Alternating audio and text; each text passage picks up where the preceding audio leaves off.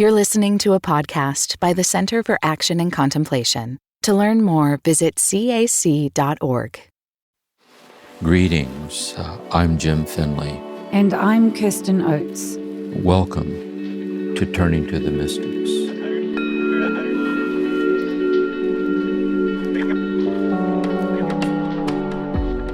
Welcome, everyone, to Season 10 of Turning to the Mystics, where we're turning to T.S. Eliot and his poems in the 4 quartets. And I'm here with Jim to discuss his second session, where you took us through the stunning poem, East Coker. Welcome, Jim. Yes, thank you. Yes, glad to be in this with you and all the folks listening in. So much to talk about today. I'm looking forward to diving in. Before we dive into the poem itself, Jim, just a couple of things I noticed. I remember in our introduction how we talked about T.S. Eliot being a very innovative poet for his time. And you mentioned that one of the ways he was innovative was that he moved through all different types of poetic form. And you can really see that in this poem. And what I think the significance of that is, and we can read commentaries too on T.S. Eliot from a literary point of view. Mm-hmm. In a way, he feels very free to move around with different forms in terms of meter and pacing of his words. In the same way in which we're trying to express something from the depths of our heart that matters very much, we're not monitoring syntax and sentence structure. We're speaking in the words that come to our heart or express ourselves. So I think he's giving primacy to the subtlety of being liberated from the tyranny of time, to live in the eternality of our life in God. You see that kind of freedom to move around with structure and so on, to give primacy to the insight. I love that, the different rhythm he felt in his heart when he was expressing different aspects of that journey. Yes. Because in a way, another way of looking at this is not logical and it's not practical. But the logical and the practical is myopic and brief. But the poetic is eternal and boundaryless. And so we're kind of at that crossroads of how can language help us serve that sensitivity. It's supremely practical, not to be forced to try to stay always practical, to be always linear. Yes. And not be a kind of more luminous openness. Kind of always stuck within a certain container. Exactly. He's breaking us beyond the containers. Yes. Lovely.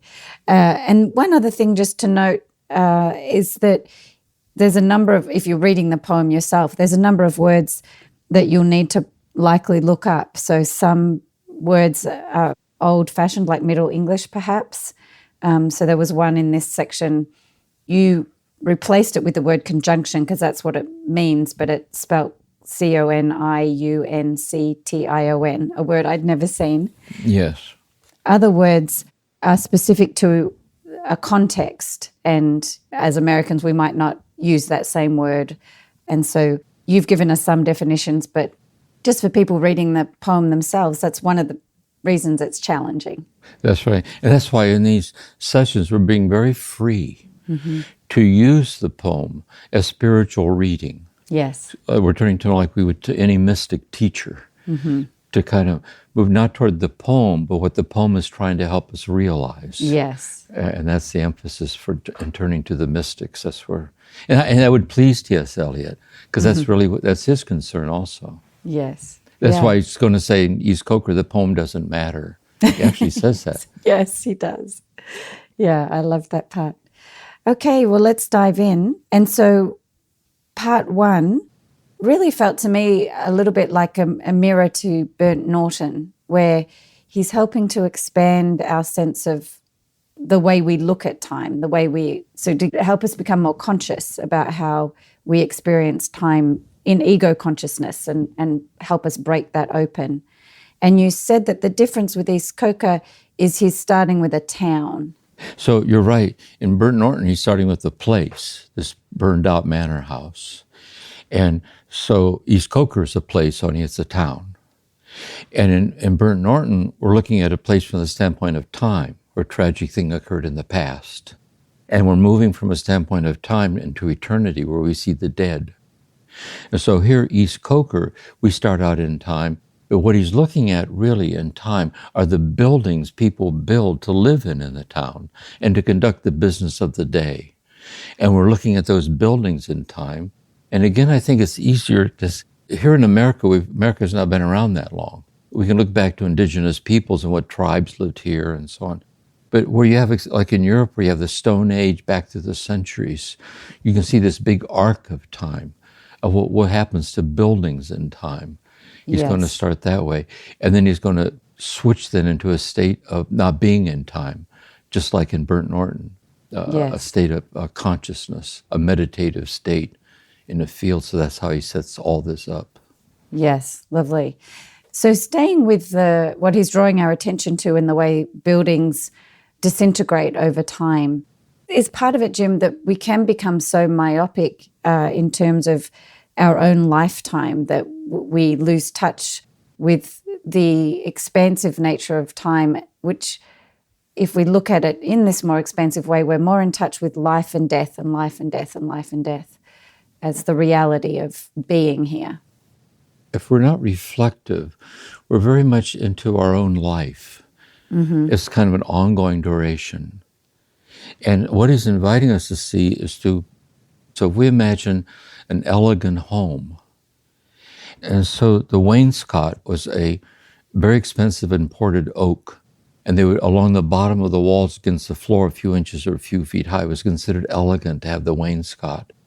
And so not only are the people in the elegant home who have the elegant thing there, not only are they now dead and long dead, but that elegant home is in ruins.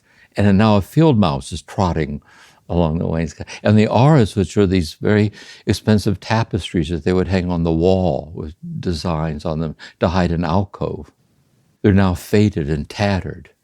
And they're woven with a secret motto, which I would guess it would be death. Mm-hmm. But also notice in the first stanza, this isn't against life. He turns to Scripture. There's a time for everything under the sun. So he said there is a time to build, and there is a time to live, and there is a time for children, for productivity, to generation of family. There's a time for all of that. There really is. But also notice, just as the big arc of time is a time for that, there's a time for the ending of all of that, because you'll be dead soon too. And we're trying to take that in. We're trying to just take that in of the certainty and the brevity of my passage through time, because that opens me up to the eternality of myself that never dies. And this is where the poem is trying to help us be in a meditative state, to have this spiritual perspective to ourselves. Yes, wonderful. And even as a society, I think we've become myopic in our time, I guess, due to technology, that there isn't that greater sense of, history and reference to the long history we've had. Yeah. Yeah. I think we're so taken by the advances of technology. Mm-hmm. We've lost a sense of the underlying layered depths of humanity and of consciousness and of life and of the sacred. The fact you got your iPhone in your hand doesn't mean you're in a better place necessarily. Although it is better in one way, it can cut you off from the incarnate immediacy of your own life. Yeah, I think that's a really good insight, that this poem is bringing to light that aspect of society that T.S. Eliot wouldn't even have experienced, but it's helping us see how myopic we've got even beyond what he was showing us. That's exactly right. So it starts off trying to open our consciousness to time and the way life and death flow throughout the arc of time. And then he breaks into, just like Burton Norton did, into this more expansive eternal consciousness. And I love the idea of it being an open field, like an open field of consciousness or an open field. A beautiful way of thinking about it. That's very good. So there's the town, and then he moves, there's this abrupt transition, and in an open field, and it's an actual field. You're actually out there alone in the middle of the quiet countryside. And now you're switching then from time to consciousness. So instead of in Burton Norton, where you're running under the grape arbor and hear the rain dropping, or you're in a drafty church at Smokefall. Now you're alone out in this field, and a van goes by, rushing into the heat of the city, where all those buildings are, where all the people are going to have a good time, and they'll all be dead soon enough, and so will you, but they're heading for a good time. But now you're all alone in the midst of this field, and now you're not in time. And that field then is actually, like you say, is an open field of consciousness before the field of consciousness. And this is where he slips then into this subtle shift of our awareness and faith as he looks across because what he's really looking at is over the centuries, all the people that lived out across that land, generation after generation that are now dead. And he looks across the field and he sees them there. Mm-hmm. Yes, yes. And I wanted to hone in, you talked about these primordial signposts, and there's a number of them in this section. So the sense of an open field, he leans on the bank at something concrete that he feels in his body, and the light, the dark light, the sultry light, and then the dahlia and the owl. So how do these primordial signposts, how are they helping us get into this consciousness? I'm having an image right now, so I'll share it. When I left my first marriage, I was living alone in this retreat house. It was empty at the time. The person let me live there. And I used to take walks in the woods around the grounds, and it was getting almost dark. And I was walking underneath the trees, heading back to the retreat house, and a huge owl fell off the top of a branch, dropped down, and I could hear its wings flapping, going off into the dark. It was huge. So there's a kind of a numinous, primordial sense where all of a sudden, in the concreteness of the thing, it's beyond just what it appears to be. And it touches like interior depths of yourself. And so that's the power of these concrete images this way, I think. And is it true also, Jim, that these things in nature, like the owl, the flowers, the feeling of the bank, the water, are they closer to our origin? Are they closer to this ground of consciousness? Is that one of the ways they help us? Yes, we could say that the owl, the tree, the way the light of the day yields every night to the darkness of the night, and the night yields to the light in the morning, it's actually as primordial then as our own body. Breathing in and breathing out, standing up and sitting down. So just like we're removed from the primordial world of nature, we're removed from the somatic incarnate immediacy of our incarnate body as a gift or as something that's not as an object. We worry because we're getting older by the minute, but somehow it incarnates our presence in the world this way. And so there's something about that. There's something about the concrete immediacy of that which opens us to deeper places, the look, the touch, this way. Yeah. Yes, these kind of innate, natural rhythms you talked about that nature just embodies, but also we can notice them in ourselves as human beings. And I think there's another key thing that runs through all of this. These moments of awakening in consciousness, they tend to be very fleeting, like a little quickening. And then we return back to time again. But notice what we're doing is we start to notice that in these moments there's an enriched deepening of presence. But we can't make those moments happen. But what we can do is choose the stance that offers the least resistance to be overtaken by the primordial depth. And that's the daily rendezvous with God in meditation. And this is what spiritual reading does. The slowness of the poem is a meditation practice where we stay long enough, where these deepening layers start to have their way with us. We're being carried beyond linear time by the very intuitive density of the poetry that won't let us stop short with the explanations of things that can't be explained. Mm-hmm. Beautiful. And so the reading of the poem, the slow reading of the poem can be that meditative, or even listening to you read it, Jim, on the podcast can be that meditative process. I love the way you shared one of your meditative practices of visiting the cemetery. Yes. Yeah, that I would When I would stop at the cemetery on my way to my psychotherapy office and sit on a bench, I'd look out across the tombstones and realize that 6 feet under were all these these caskets, and realizing that they were all empty. That is, there was nobody in there, because we don't die. In other words, what's left of the body in time, that's there. Yes. But the person that we loved and loved us, the shine in their eyes, the tone in their voice, the beloved, they're all eternal. And that's what I mean, in meditative states we can see the dead. That is, see meaning we interiorly realize the deathless presence of those who are crossed over, that are one with us. And in that meditative state, we're one with them. And the mystical body, And so the poetry helps us kind of just sit with the beauty of that and be receptively open to that, and how to really take that seriously and sit with it. We start to see how myopic and claustrophobic our life is when we're trapped just in linear time, because it's infinitely more than that. And this is our faith. This is faith. This is who we ultimately are, as the beloved of God. Yes, beautiful.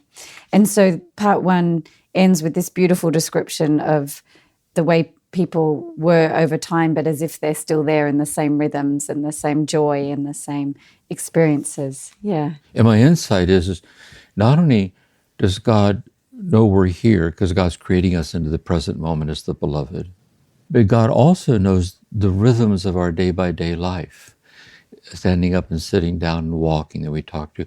God knows all of that. And so it isn't just that we're death, and because God never forgets, when we go into God, we'll go in the eternality of the rhythms of our life, that everything real is forever. And this is the insight, I think, in the resurrection, that Jesus rose with his wounds, but they're transcended through love as glory. See? And so our wounds are forever, but they'll be transformed by eternal love in glory, that everything is forever. So how can we, even though we're still in time, learn to live in that sensitivity, which are the mystics? These are the saints and mystics that we're seeking to follow and learn from. Yes, and what's helpful, Jim, in what you just said for me anyway, is, if everything is forever in God, one of my things, I think, there's certain things I don't want to be forever about my life, there's certain things, but that point you made that in God it's transformed into love. We don't need to be afraid of our mistakes. We don't need to be afraid of our, Once Thomas Merton was talking to the novices, he was reading a text from one of the fathers of the church. He says, what about final judgment day? Aren't we going to be embarrassed? See, what's in the dark will be brought out into the light, and so on. And he says, no, he said, are you embarrassed as an infant of the mess you made in your diaper as an infant? That's what all those mistakes were. They're just the mess you left in your diaper when you didn't know better. Yeah. Oh, well, I love that. I've never heard you say that. Yeah, that's I thought it was so funny he said that. I love it. Okay, well, now we'll move on to part 2 of East Coca. And you skipped over the first part, but discussed that he was trying to say something. He was trying to explain something. And then at the end, he with great humility says, that was a way of putting it, not very satisfactory.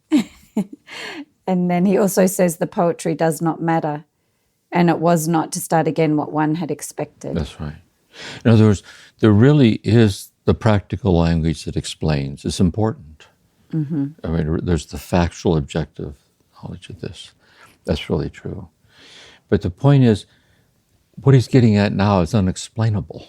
In other words, it's really inviting us to a deeper way to understand what it means to understand. In time, in conceptual time, to understand is to conceptually comprehend. Oh, I get it. But now is to intimately realize what's incomprehensible. It washes over you as a kind of luminous awareness. And the depth of it.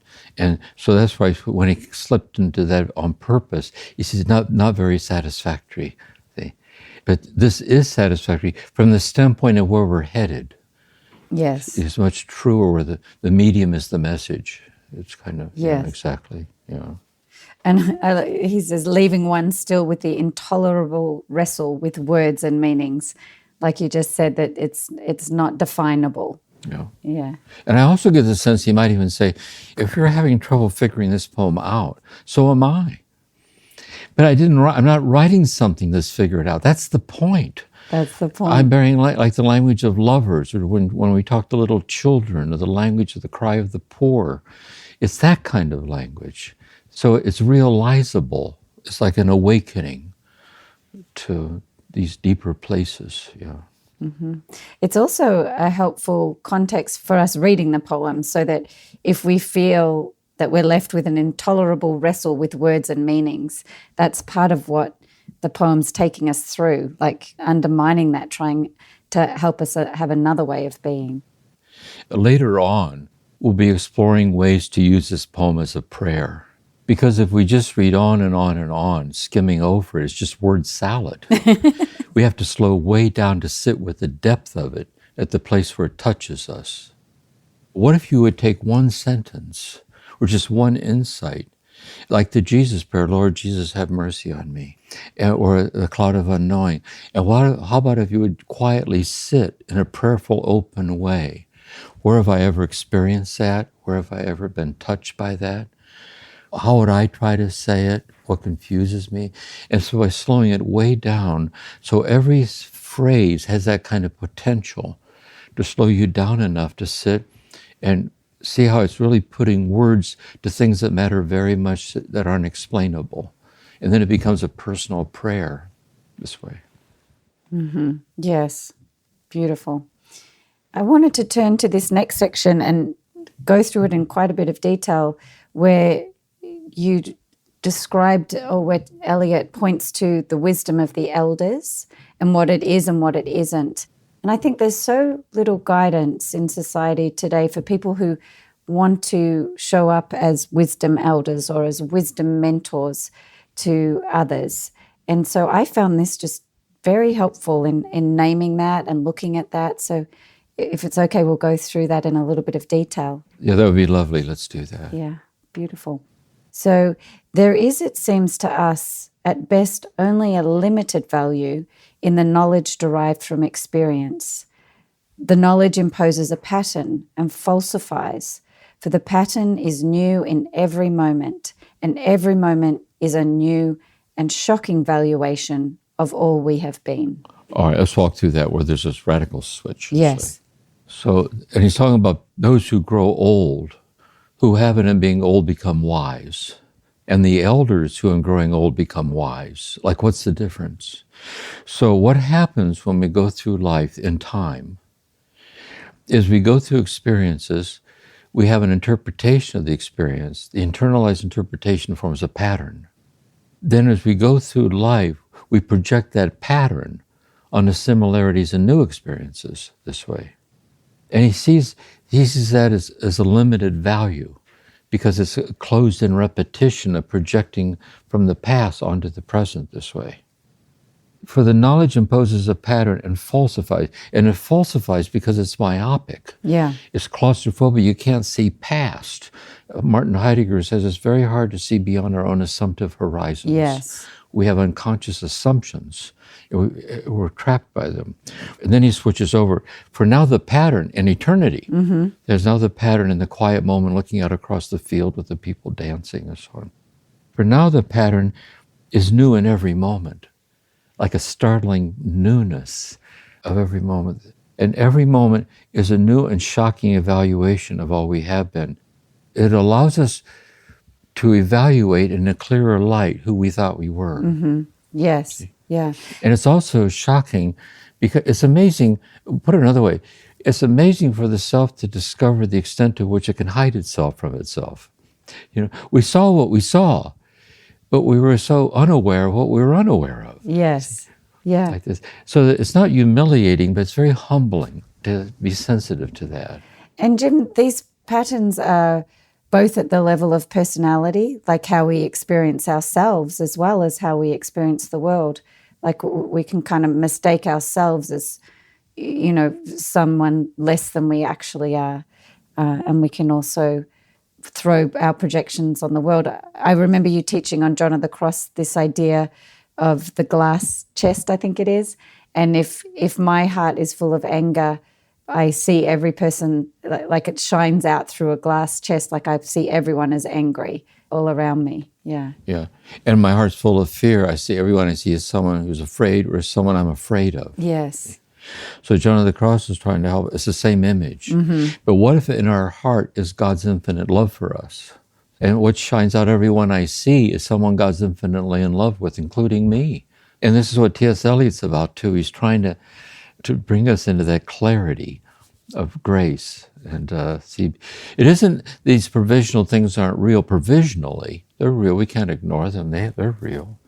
But we absolutize the relative and relativize the absolute. We make them absolute. We can't see past the horizon of it. So we're to see the provisional reality, but see the infinity that shines through them and is in them.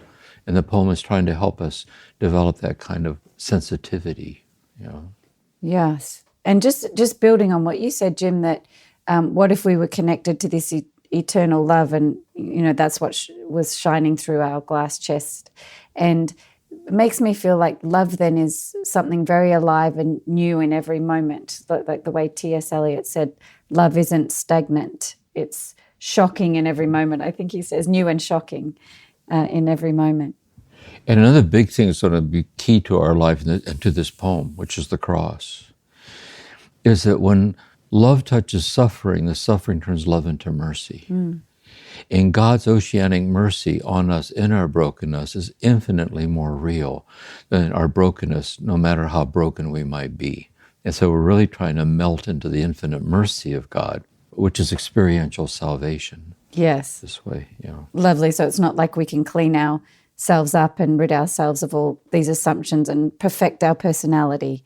That's not where the poem's leading us. It's leading us into this state of humility and openness to God. That's exactly right. Yeah. Another way I put it, helps me to see it too, is that instead of thinking of ourselves as trying to reach a certain state, see, where we can become who God wants us to be, like, am I lovable yet? Am I lovable yet? Am I lovable yet? Instead, like Merton says, to understand spiritually is to know you're infinitely understood. And you don't need to understand yourself, but God does infinitely understand you this way. So it isn't the condition that you're able to reach, it's realizing God is already into the holiness of the ragged edges of your condition. And to rest in that, like God's present in the intimacy of our brokenness. That's so comforting. That's so comforting.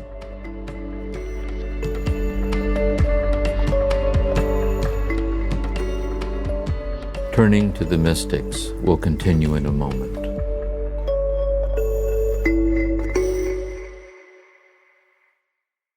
Many of us feel increasing anger at injustice, violence, and indifference in our world today. Join us March 14th for What Do I Do With My Anger? An online gathering featuring Richard Rohr and Brian McLaren. Learn ways of transforming anger into loving action, inspired by Father Richard's new book, The Tears of Things. Register today at cac.org/anger. That's cac.org/anger. What does it mean to embody salt and light? In 2025, Richard Rohr's daily meditations turn to Jesus' timeless metaphor for reflecting love into the world. Amid this season of uncertainty, join us in living with trust, being salt and light. For 18 years, the daily meditations have inspired thousands of readers like you. Subscribe today at cac.org/saltlight2025. That's cac.org/SALTLIGHT2025. Tim, can you help unpack this next sentence? It's, we are only undeceived of that which deceiving could no longer harm. See, we're only undeceived of that which in deceiving can harm us, because now we see we were deceived. See, if we don't know we're deceived, we're harmed by our deception because we think it's true. I see. Yeah. But once we see the deception was deception, because we now see it's a deception, it can't harm us anymore. Because why be harmed by a deception? It's true. And it's a good... yeah. So thinking about this as the wisdom of the elder, so where the wisdom is to recognize the way our patterns and our personality kind of keeps us deceived about what's true and what's ultimately true and real, keeps us myopic. Yeah. We don't reject the patterns, but as long as we see the patterns are adequate for truly understanding our situation, then that's the ideological living. They have a certain provisional value, but because they're finite, they're infinitely less than the infinite love that alone is the reality of who we are in God. And that's kind of the place where the poem tries to invite us to sit there and take it in. He gives a nod again to Buddhism, the tradition of Buddhism, but also to Dante, and so in the middle, not only in the middle of the way, but all the way in a dark wood, in a bramble. Yeah, Dante, the Divine Comedy, where he goes into hell and purgatory and heaven and so on. And then the middle way of the Buddha, the middle way. See, it's in a bramble, and there's no secure foothold, meaning this, there's no secure foothold in giving finality to any opinion, like you got it locked in. But that very insecurity, the inability to do that, is the door that opens on a deeper, truer security of this unexplainable love that's sustaining us in every situation of our life. And menaced by monsters, fancy lights, risking enchantment. Is that, if you step out into the insecure footing, is that risking transformation? Yeah, yes. Yeah. Do not let me hear of the wisdom of old men, but rather of their folly, their fear of fear and frenzy, their fear of possession, of belonging to another or to others or to God. Is that then looking at the way we get caught up in these patterns? So we're exposing the patterns, how we can to have more humility around that is the wisdom path. Yeah. And another big thing to consider, not to go off into it, is my oldest daughter's a hospice nurse, does full-time hospice work, and I was with Maureen when she died. Sometimes the grace of hospice is at the old age, you're in these internalized patterns, and sometimes in the fragility of death, you can be liberated from them. Not always, like acceptance, and you can feel it in the room when it's happening. The person is being gently let out beyond the confines that have held them in bondage for so long. The only wisdom we can hope to acquire is the wisdom of humility. Humility is endless because it's an ongoing openness to God's knowledge, wisdom, and yeah. Yeah. So without God, I'm nothing, absolutely nothing. But in the acceptance of my nothingness without God, everything that belongs to God belongs to me. See? Everything is possible because I'm the beloved. Mm-hmm. That's why, yeah. Yeah. So that's good and challenging picture of what it is to be a wisdom elder. And he kind of threads his own way of being that through the poem with this ongoing, the poetry does not matter. And yeah. I think there's another thing too. I want to say this, being a therapist for so long. I also think as we go through life, sometimes we don't have to get old before we see this. In other words, in the arc of our midst of the things we don't see, there are real realizations and, like touching transformations that grace our life and our passage through time. This way, I think it's good to just be sensitive to that. Wonderful. So that was part 2. And so now on to part 3. Oh, dark, dark, dark, they all go into the dark. And Jim, you pointed to, this is a reference to St. John of the Cross and his teaching on the dark night of the soul, where we're actually discovering God in the dark. But it looks like it's also pointing to, in this first stanza, that everyone goes into the dark and that they die, but not everyone might go into this dark night of the soul. Am I getting that right? I want to put it in the context of the poem, okay, as he goes through layers of this. Yeah. So he talks about into the silent funeral. So everyone's dying. All the dead are across. You're going to die. Everyone dies. And we all go with them into the silent funeral. Nobody's funeral, for there's no one to bury because no one dies. Everyone's eternal. And I said to my soul, be still and let the dark come upon you, which shall be the darkness of God, which is really being blinded by an infinite light. As in a theater, where has this lovely scene where the pitch dark and you can hear them changing the scenery. And then when the lights come on again, the screen, oh, it's a new scene. So in your life, in consciousness, you're in this new scene, like you're in this new place. Or when in an underground train, now this is people in the subway, an underground train in London, or in an underground train and the tube stops too long between stations and the conversations rise and slowly fades into silence, and you see in every face the mental emptiness deepen, leaving only the terror of nothing to think about. So it's like this. If you're still in time, in a moment where there's nothing to think about, it's terrifying. If I just keep thinking, I'll be okay. Even though if they would just stay there, the place where there's nothing to think about is the door that opens out into eternity. But there's this collective unawareness of this nonlinear depth that we're afraid to leave, like we're addicted to the finiteness of ourselves, until sometimes the finiteness is broken open. For love found or love lost or birth, or there's certain things that break our heart open and lead us into the place where we can resonate with what this poem's about, what the mystics are about, what Jesus was about. Kind of when I read this section, I was thinking there's certain lines that are like instructions on how to meditate and how to stay with this. And so I love this. I said to my soul, be still and let the dark come upon you, which shall be the darkness of God. And then you read on, but that image is so helpful to me to think about. I'm in kind of my finite egoic state of consciousness, stuck in time, and it's like I'm watching, my life play out on a theater stage, and then suddenly the theater goes completely dark and the scene changes and I can be in this sense of the more eternal and the infinite. I just found that such a great image to think about how people might experience that shift in consciousness. Yes, it's like you're thrashing around in the dark.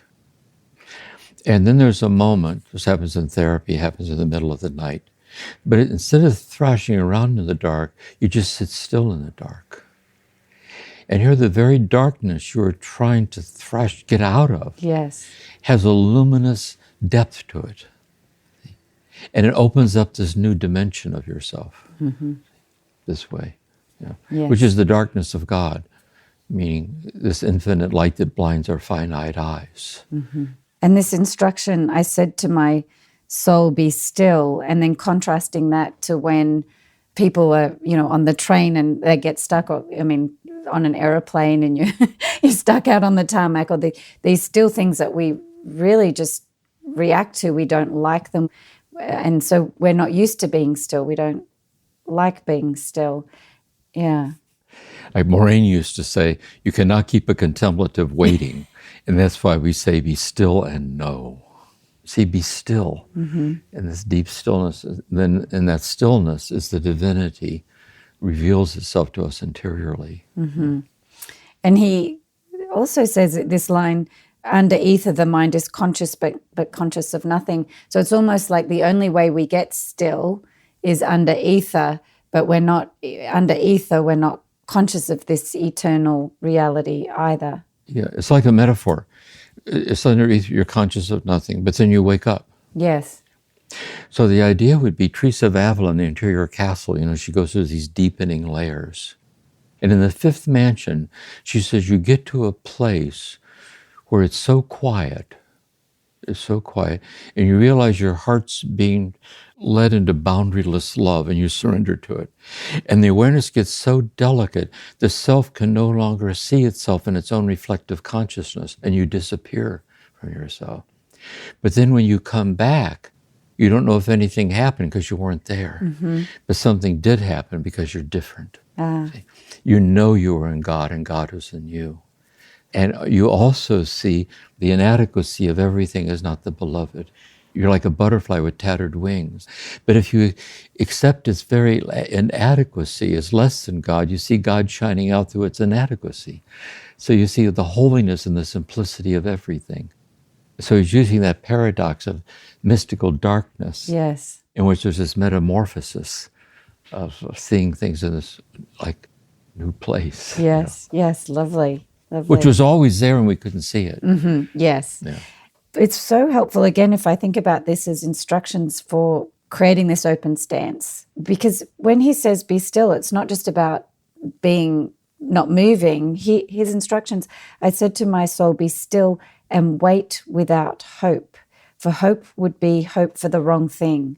Wait without love, for love would be love of the wrong thing. There is yet faith, but the faith and the love and the hope are all in the waiting. So this stillness, it's almost we're negating certain things. We're trying to stop ourselves from having expectations, I guess, about God, having particular hopes or ideas about the way God will show up. That's part of the stillness. Am I getting that right? Yeah. I think so. Yeah, that's a good way. I want to say it back. That's a good way to say it. Let's say we're in the midst of some unresolved thing, whatever it is, of uncertain outcome. And in the self in time, would like to push it through and settle it. But to be still, Eckhart says, if it is, let it be. And sit in the midst of the unresolved with inner clarity. And you discover in the midst of the unresolved, see, if you think too soon, you're thinking the wrong thing. If you hope too soon, because it's the ego in time trying to fix itself on its own terms. I see. But if you sit still, in the very midst of the unresolved, there can come rising up subtle realizations, or subtle intimations, or subtle things that are kind of intimately surprising, that help you find your footing in this new place. It's a meditative state. Yes, yes. And even the faith piece, because the faith is really having faith that the depth of God is always present, that I don't need to come in with my own idea or my own expectation. Yeah. That's exactly right. Yeah. It's almost like when we drop into that place, faith, love, and hope are innate. Like they're not something we have to create on our own. They come welling up. They're the dowry of our being. That is, our faith is the God-given capacity to see the God-given godly nature of our breath and our life is faith. You know, primitive inner assurance, Gabriel Marcel says.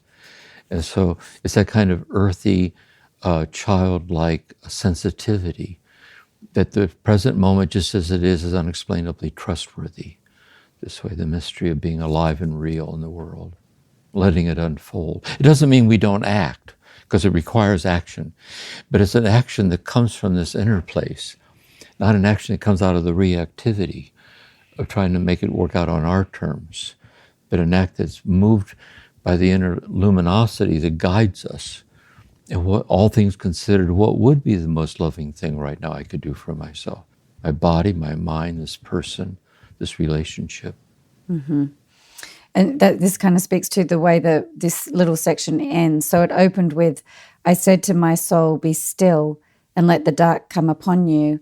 And then it ends, so the darkness shall be the light and the stillness the dancing. That's right. That's John of the Cross. O night lovelier than the dawn. Well, moving on, where he does refer directly to lines from John of the Cross, and you pulled out a translation of that teaching that you prefer, Jim. And I'd love to just go again back over that because it's so deep, every line you read. So maybe just to pull out a few of the couplets. Yes, and let me say something, those who are interested. For a long time, the translation I had by Allison Pierce, yes, which is very good. I read it in the monastery.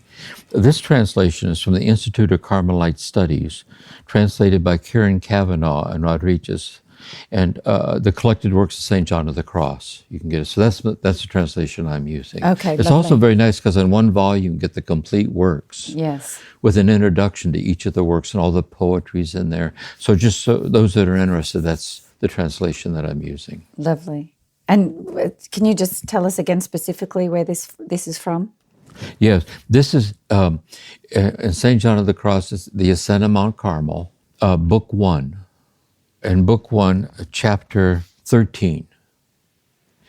And what he says, in order to make these teachings clearer, let me stop in a very succinct way, so it's kind of poetically dense.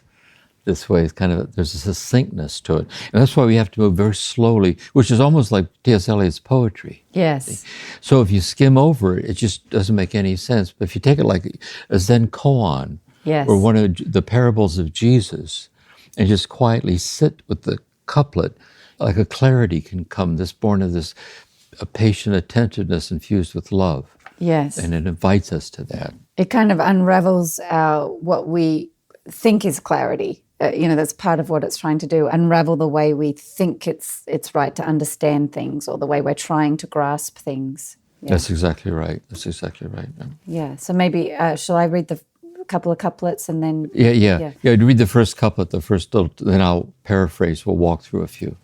To reach satisfaction in all, desire satisfaction in nothing. To come to possess all, desire the possession of nothing. Let's walk through that. And sitting with it, this is what's helped me to see it.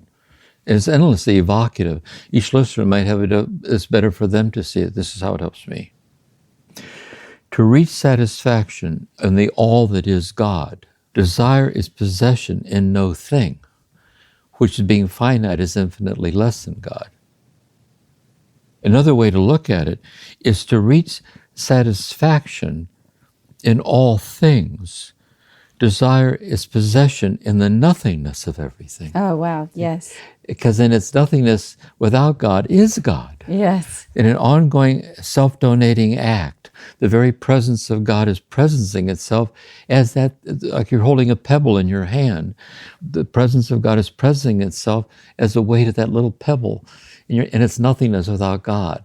And so he's awakening us to that kind of sensitivity. And then likewise, to come to possess all, possessiveness, to have, to come to possess the all that is God, desire the possession of no thing.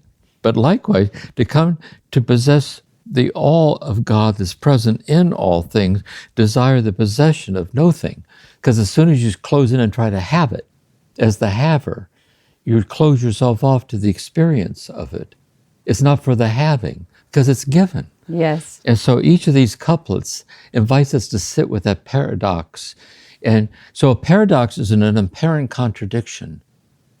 But when we sit with it, the impasse of the logical mind drops down into a deeper clarity. See? It breaks the stream of linear conclusions and lets the light of insight shine through. So all these phrases are like that. Oh, beautiful. I love this one. To arrive at being all, desire to be nothing. Yeah. Yeah. So to arrive at being the all, and we are the all of God, because in the infinite generosity of God, God gives the infinity of God to us as our very life and our nothingness without God. Yes. See, that's our God-given godly nature.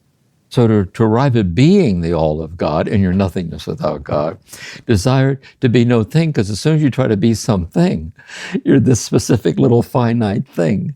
And that's why I say you could drop the thimble into the ocean, but you can't get the ocean into a thimble. It comes in moments of great awakening. Like our heart knows it's true when it hears it. Mm-hmm. Like that. Yes. Yes. And Jim, I think I heard the last section that you read properly, but tell me, I'll read it back. In this nakedness, the spirit finds its quietude and rest, for in coveting nothing, nothing tires it by pulling it up, and nothing oppresses it by pushing it down, because it is in the center of its humility. When it covets something, by this very fact, it tires itself. Yes, exactly. So imagine you're in the quietude and rest of not seeking anything because nothing's missing. Because even the infinity of God is being given to you as the perception that something's missing. That's God too. There's nothing missing anywhere. And so when you rest in that life and death are unexplainably trustworthy, divine and dimensionless in all directions, do this.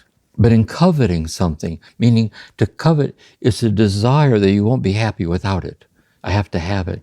But in coveting something, see, it loses its inner serenity. I see, yeah. But when you sit this way, nothing raises it up, because how can you go higher than the infinite, the lofty depths of God, and nothing lowers it in a loss? And so you're in the center of your own humility this way. And the Buddhists would call it nirvana. I see. Yeah. No. And for the Jesus prayer, see, it's being transformed through the words of the Jesus prayer into your heart center, which is God's heart and your heart is one. That's what all these traditions are about, helping us find this place and live out of it and share it with others. Yes, yes. And the Jesus prayer from our last season The way of a pilgrim. Yes. Yes. And by the way, I want to add one more little piece. It's also important in this to be deeply at peace with the extent that we're unable to do this. Because otherwise, we're trying again. See? So we're even giving up being able to do this. Yes. Because we don't need to do it, because it's already achieving itself through us and our inability to do it. It just keeps collapsing in on itself. Yes, yes. Until there's this awakening event. Yes. Wow. That is a great image of it, the way it just keeps, the next thing comes up and you have to let it go and let it collapse, and the next thing and the next thing. Yeah. Yeah. Okay. Well, we're on to part 4, and this is where he turns more directly to Christ, the image of Christ. What an amazing way of describing Christ, like opening this section. So the wounded surgeon plies the steel beneath the bleeding hands. So the wounded surgeon plies the steel that questions the distempered part. Beneath the bleeding hands we feel the sharp compassion of the healer's art, resolving the enigma of the fever chart. So it's a new way of seeing Christ. I hadn't thought of Christ as this picture of a surgeon with the steel. Yeah, this way I put it in a previous session too, where I think it's so you see where all this is headed. Mm-hmm. It says in the Gospels that when Jesus died, they pierced his heart with a lance, and blood and water flowed out like at the birth of a child. And then there was no more Jesus left in Jesus. And then the only Jesus that was ever really there is manifested throughout all of time, including now. So when Jesus says, "Come follow me," it sounds like a good idea. Do you see where he's taking us? So when there's no more you left in you, the only you that's ever really there, which is God, being manifested and poured out as the mystery of you, is poured out deathlessly throughout the whole world. And so the distempered part is the mystery of the cross. Jesus reveals that God's response to us in our dilemma is to become identified with us as precious in our dilemma. And God's response to us in our suffering is to suffer our suffering and to die our death this way. And the distempered part is that we don't know how to do that. Yeah. So the scalpel is the distempered part is you don't need to know how, God says, but I do. And this mercy of your deathless beauty is already overtaking you in your inability to understand it this way. So if we're in time, we're frustrated, it's distempered. But if we give up trying and surrender to the sweetness of salvation. Beautiful. And then he talks about to be restored, our sickness must grow worse. Can you help me understand that? One way to look at it is this. The contemplative spiritual director is that person in your life to let you know as lovingly as possible that you're in the midst of a hopeless situation. Your life's unfigure-outable. It's not resolvable. Because if you think you're still trying to fix it, you don't get the point. But the point, if you just accept its abyss-like unfolding, that you can't manage it, there comes welling up out of that acceptance. There's no need to manage it because you're being infinitely cared for by a love that loves you so in the midst of your limitations. I think that's the paradox. Yes. It reminds me of Richard Rohr's teaching in Falling Upward there comes in everyone's life something that they can't resolve, something that they can't fix. Yeah, something that brings them to their knees in a way. And so this idea that our sickness must grow worse, we come to the end of our capabilities, our ability to. John Henry Cardinal Newman says, often in life our failures end up being more important than our successes because our successes tend to reinforce our illusions about ourselves. Our failures, we either despair or we go deeper, see? And that's the point. You come to the edge of the breaking point of what's unresolved, and if you sit there in your openness, something's given to you there that transcends the need to resolve it, like a deep lesson about love and about life. Yes, that's so helpful. So the whole earth is our hospital, which is really what you were just describing, Jim, that the way reality plays out is actually for our good, like we're being drawn to God. That's right. And this phrase, it's a love that will not leave us but prevents us everywhere. And that's what I mean by God's a presence that spares us from nothing, even as God unexplainably sustains us in all things. See? So we're prevented from living on our... Thomas Merton once said, we should all go down on our knees right now and thank God we can't live the way we want to. God doesn't let us get away with it. It prevents us everywhere, but it never leaves us, because that's where God is with us. It's the grace dimension of the unresolved matter. And then, the closing piece of this section, the dripping blood our only drink, the bloody flesh our only food, in spite of which we like to think that we are sound, substantial flesh and blood. Again, in spite of that, we call this Friday good. It's like the mystery of the cross again. There's beautiful passages in John, the Last Supper with the Eucharist and the Beloved, and he knows he's going to go out to be executed this way. Then it's also the mystery of the Eucharist. Mm-hmm. And then Good Friday is good because on Good Friday in its torment, death died. See? And the suffering doesn't stop, but the tyranny of suffering ends in the depth of Christ, in the midst of suffering. It's like that. Yeah. So this is where the poem is headed. Yes. This way. Lovely. Okay, so the last section, part 5, back in the middle way. So here I am in the middle way. And again, this humility about him trying to say the unsayable, trying to learn to use words, and every attempt is a wholly new start and a different kind of failure. Because one has only learnt to get the better of words for the thing one no longer has to say. That's right. Or you're no longer disposed to say it. You got the mastery of it, but you're no longer inclined to say it that way. Yes. And this poem is like, and that's really true with any creative act. Mm-hmm. When we start out, as it unfolds unexpectedly, it isn't what we thought it was in the beginning. This way. And just seeing that's true. So in this section, Jim, he also reflects on all the ways this teaching has been offered throughout history, that there's others that have said it, it's come and gone. But it's so interesting, this kind of mystical teaching. You've said many times, Jim, that it kind of rises and falls throughout history and that not everyone's looking for it. That's what a lot of people aren't looking for. Mm-hmm. That it's a gift to want to find this. Yeah, it is a gift. It's a gift to be touched by the beauty of this. And you can tell it's putting words to something that our heart knows is true that we can't explain. That's a gift. And also to know that the very things that you are trying to say, it's already been discovered several times by men or women you can't hope to emulate, these great mystics. Yes. We can't compare ourselves to them, but there's no competition. Mm. Because what's given to one of us belongs to all of us. Wow, yeah. And that's lovely. And then this reference to Julian of Norwich, there is only the fight to recover what has been lost and found and lost again and again, and now under conditions that seem unpropitious. Yes, it's hard to say that word. Of unlikely outcome.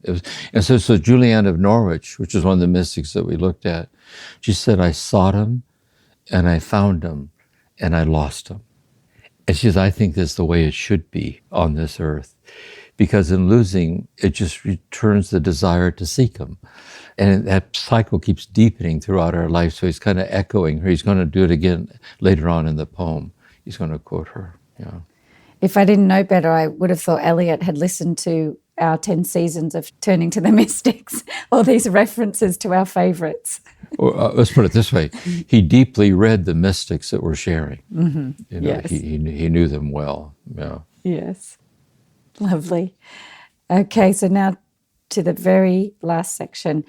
And this last section is kind of back to what it means to grow old and wise, which it has this luminous quality to it and a sense of no certainty, kind of curiosity, humility. Yeah, that's how it read to me anyway. I think of this too, because I'm 81 years old and I live at the ocean. So I sit out there, Maureen's ashes are on the table right here. And so a lifetime burning in every moment.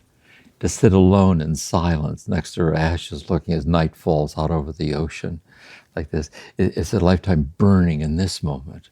in every moment, and not the lifetime of one person only, but old stones that cannot be deciphered, almost like ancient writings that you can't decipher in your life. There is a time for the evening under the starlight, a time for the evening under the lamplight, an evening with a photograph album, sitting there alone looking at pictures of yourself as a baby, your parents when they got married, grandparents. There is a time for that, these very simple moments. Love is most nearly itself when here and now cease to matter. Wow. Because it's everywhere. You know what I mean? It's all pervasively everywhere. Yes, yes. I'll read the last section. Old people ought to be explorers. Here and there does not matter. We must be still and still moving into another intensity for a further union, a deeper communion, through the dark, cold, and the empty desolation, the wave cry, the wind cry, the vast waters of the petrel and the porpoise. In my end is my beginning.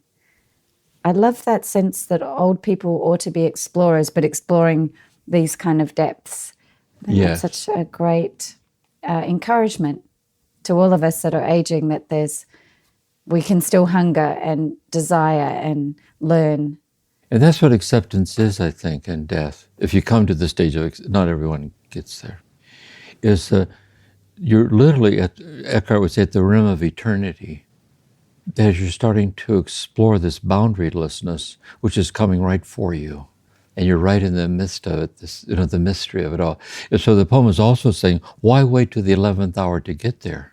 Why not find our way there now? And also it's very touching at the end, the cry, the wind, the vast water, the petrol and the porpoise. And the petrol is the oil from the ships. Yes.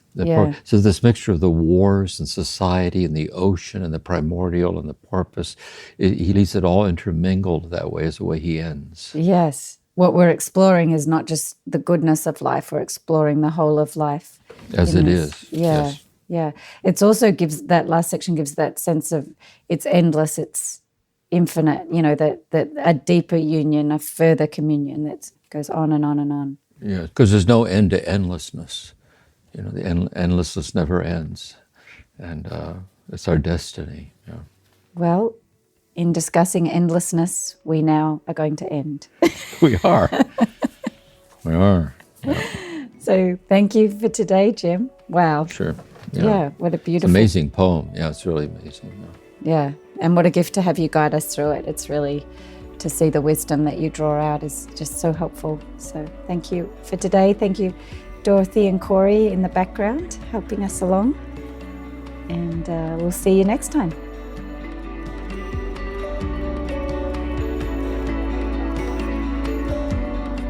Thank you for listening to this episode of Turning to the Mystics, a podcast created by the Center for Action and Contemplation.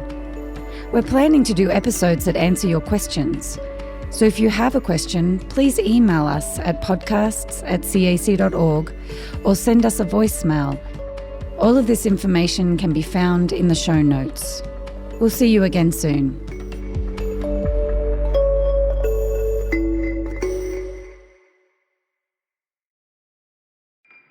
Do you feel called to walk a more contemplative path?